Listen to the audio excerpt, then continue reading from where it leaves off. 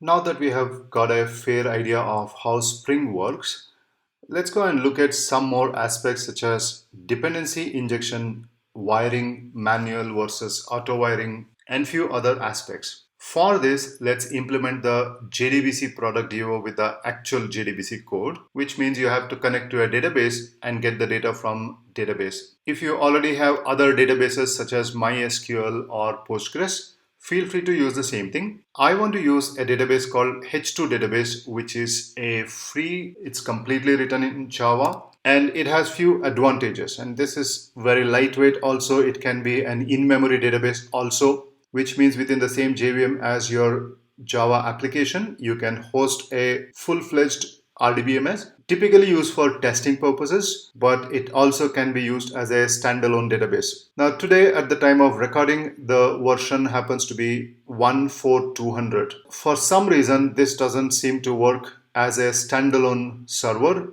It may require lots of configuration to be done. So I won't be downloading it from here, but I will be using an older version from Maven. Anyway, we need the jar file for our class path because it also represents a type 4 JDBC driver. So let's go close all these files, go to our pom.xml and add a dependency for H2. And the H2 dependency, let's go to our Maven Central, search for H2, press enter. And the first one that we get com.h2 database and then say H2. So that's the one that we are looking for. And the latest version that works properly for standalone mode is this 1.4.197. So I select this and then click on this to copy and then come back to my Maven pom.xml, paste here, format it by pressing Ctrl Shift F on Windows, Command Shift F on Mac. Very importantly, the scope is limited to test here, but we want this to be used even for our regular Java program as well. So let's delete that by pressing Command D on Mac, Control D on Windows. Save this file and the dependency will be resolved. You can see under my Maven dependencies, I see H2 14197 jar. Now literally you can see where it is placed. Under your home directory, in my case /user/Vinod Kumar, that's my home directory. There's a .m2 folder, repository. There's a folder called com/h2 database/h2, and that's nothing but your group ID here and artifact ID, followed by the version information, so which is 1.4.197. This file hosts many things, such as it represents a full-fledged RDBMS. It also has a web server and a web client so that we can interact with the database.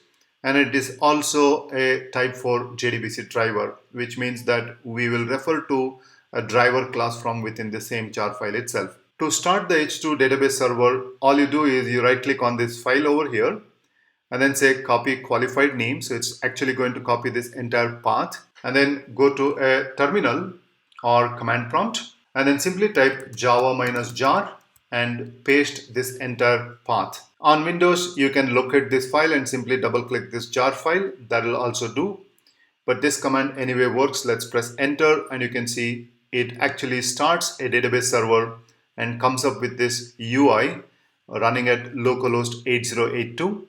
The first thing that you have to change here is from the saved setting, instead of generic H2 embedded, that is what it is popularly known for, we want to use generic H2 server.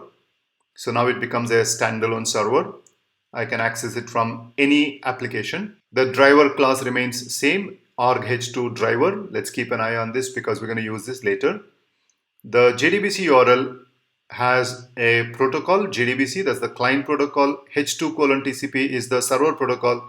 Localhost is the computer on which you have the server running. And then there is a tilde here, so ignore that. And then there is this test, which is going to be the name of our DB.